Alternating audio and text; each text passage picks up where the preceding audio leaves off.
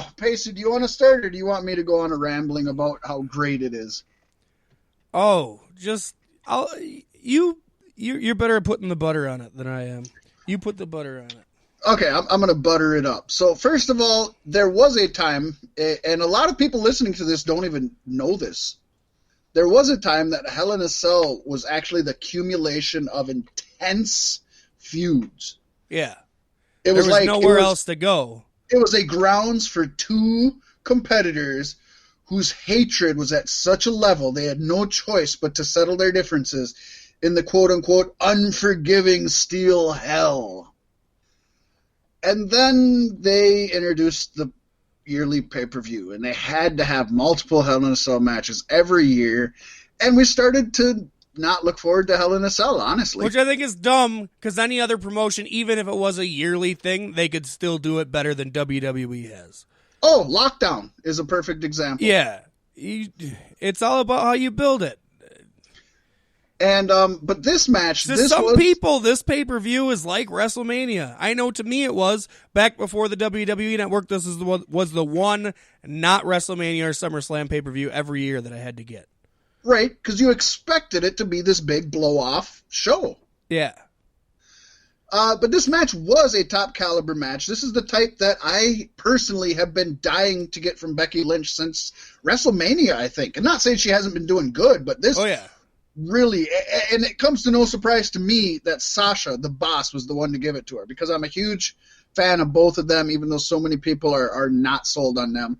This is an outstanding match that not only reminded all of us how excellent the boss is, but it confirmed Paystee without a doubt that Becky Lynch is the man. Not talking about some catchy nickname or some stupid fucking slogans stamped on a crappy t-shirt. Becky Lynch is the man in WWE, at least for 2019.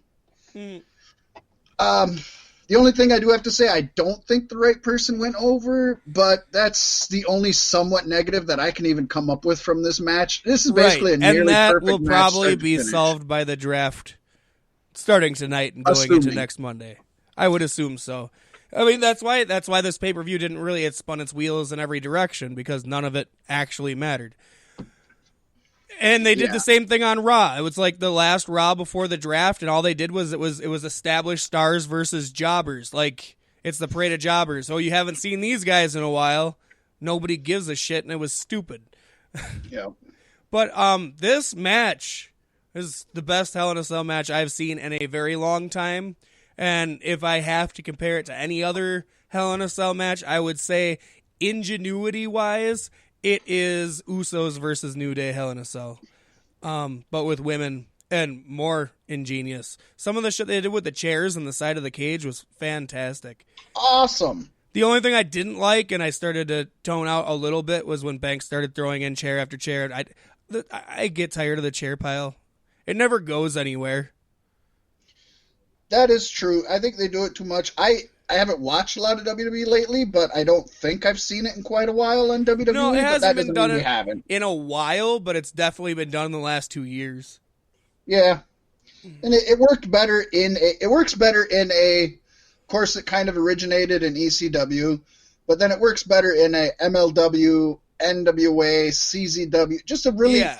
It doesn't work well in a polished environment. No. It works better in a gritty environment where the fans are throwing chairs in and security's not stopping them. Mm-hmm. I agree. But all in all, this was super solid work from both of them. It was the Sasha Banks match I've been waiting to see for the longest time, other than the finish and her walking out basically crying about it. Right. And I'm not going to tell everybody my grade on every matches. Of course, I did grade them all, and I don't have a lot to say about every match either. Well, I think we can spoiler alert and say this is our match of the night. But yeah, this is definitely the match of the night. This I give.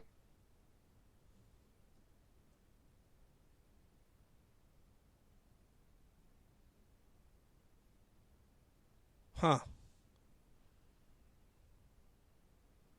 What did you do?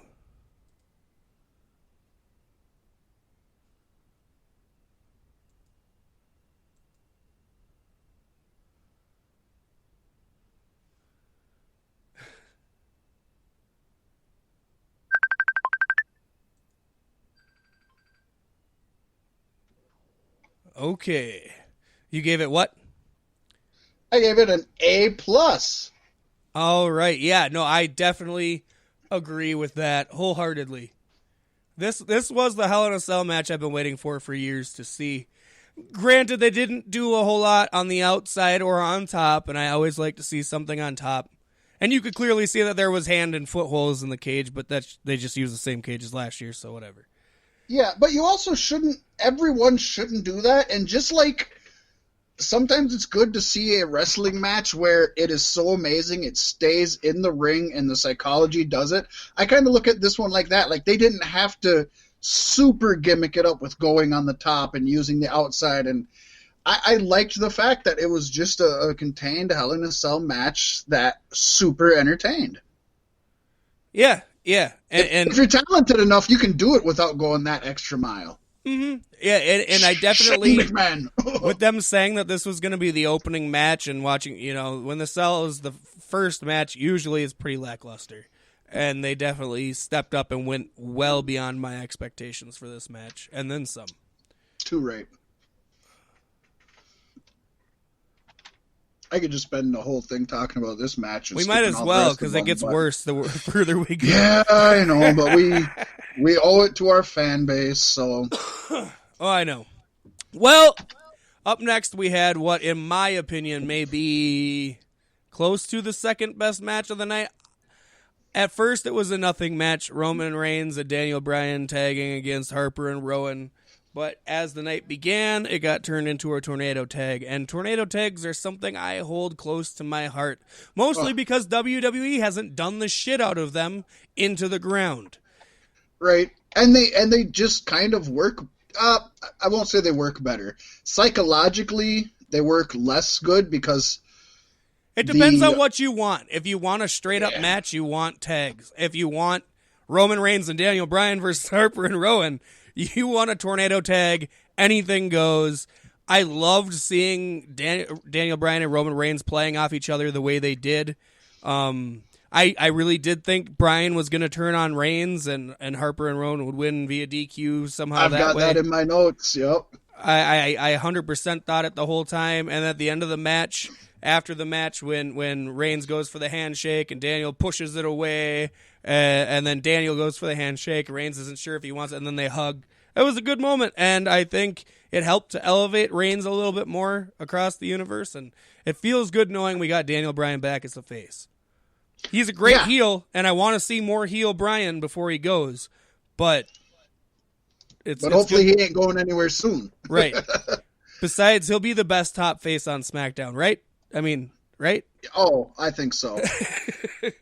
Yeah, in my notes, I don't have a lot, but I said this is chaos in the best way possible. I loved that Harper and Rowan just destroyed and demolished Daniel Bryan and Roman Reigns at the beginning because it really did make them look strong. And then but it wasn't like the Bludgeon Brothers. They weren't like using each other as weapons and shit, which was cool. It was cool to see them. Okay. Yeah. They did it on their own. And like you said, I was expecting a heel turn from Bryan. I didn't get it, but the fans loved this match. Yep. And I'm going to say this about a few matches. For a match that had very little lead up or promotion, I think they did awesome.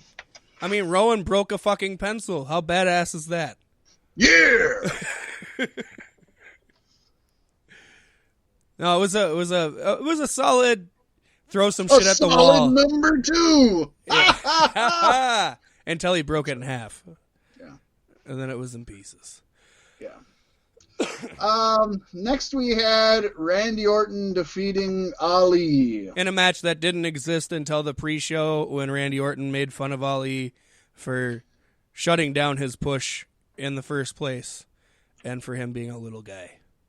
Yeah, and allegedly, and I don't have this confirmed, but I've seen a few things, and it might be just because it came out on the pre-show, but allegedly this match wasn't even made till 20 minutes before the show went on air, before the pre-show. So for that, it's a decent match. That's the best I can say about this. This is the last pay-per-view before your draft, and it's Randy Orton versus a younger guy who you need to push.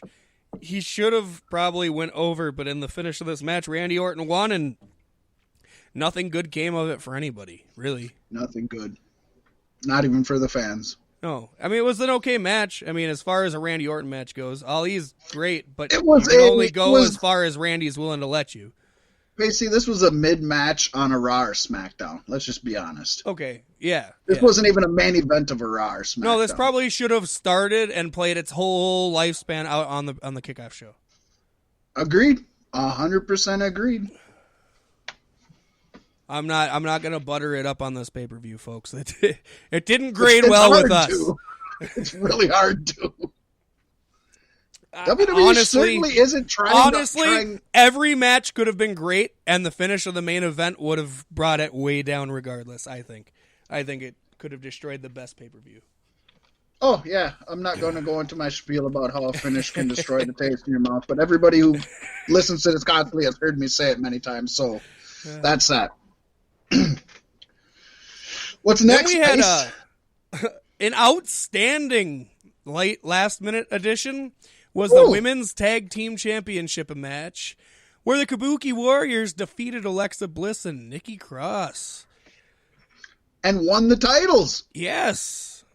With Green Mist. Asuka's the shit. Yeah, so basically and they're what heels. I have in my notes they're heels. They are, and this is what I got in my notes, Paystee. I've got that the Kabuki Warriors gave a big fuck you to WWE Creative, and they delivered a super entertaining match despite no build, no promotion, no shit, no faith in them. Heel Asuka is my favorite Asuka. Yes. And the Warriors did a fantastic job of telling the story of their heel turn throughout the match. That was great. That psychology where you could watch it develop as it went. Oh, awesome. Now, as for Bliss and Cross, honestly, for Cross's and Bliss's sake, I hope that they get separated in the draft. Because if not, WWE is just going to recycle the same story of Alexa using her partner to her own benefit, turning on her, blah, blah, blah. I mean, if they stayed on the same roster now, they could have the meltdown scenario happen too. I don't think they're smart enough to. And with the draft happening, it would be overshadowed by everything else going on. What? I'm sorry, I just lost you, I think. Huh? No. Not I lost you hearing, I just lost what you were trying to say. Oh, I don't get what you're saying. With the draft, they could right now have Alexa Bliss and Nikki Cross melt down on each other and have that angle play out. Oh, before the draft. Like during, it could start tonight, spill into next week, whatever. But it would get overshadowed by everything happening. 1,000 times. I think Nikki Cross kind of needs it after this. That's the exact. They can't just keep recycling. But they can't keep recycling Alexa Bliss's storyline over and over. She's had the exact same storyline for every feud she's had. But you've built Nikki Cross up as this person who is super reliant on Alexa Bliss. And so they split him up during the draft. She's just going to get partnered up with somebody else. She can't stand on her own feet yet, and they needed that rivalry as a solo. I'm not saying they will. Saying they will. Yeah. Yeah, I don't agree with you, but I see what you're saying. You do make sense. On paper, you make sense. I don't agree just because I think people are going to be bored with it and it's not going to help Cross. But I do 100% see what you're saying, Paystee. You are right. We're both right in our own little way. Yeah. But all in all, I'm glad to see that the championships are on the Kabuki Warriors. Then we've... Oh... And I hope they hold them for a while. I think they can definitely do something with them. This makes me happy. We had the 6-man tag match of the Viking Raiders and Braun Strowman versus the OC. Paystee, I think you liked this one a little more than I did. Yeah, I did. Mostly for the finish, and a lot of people are going to say the finish was cheesy and it's Big Show 2.0, whatever. Braun Strowman's punch is way faster than what the Big Show throws. It looked way more convincing, and the selling from AJ Styles on that punch was fan-fucking-tastic. Being rocked and dazed and not knowing where he was and what month it was. Points for that.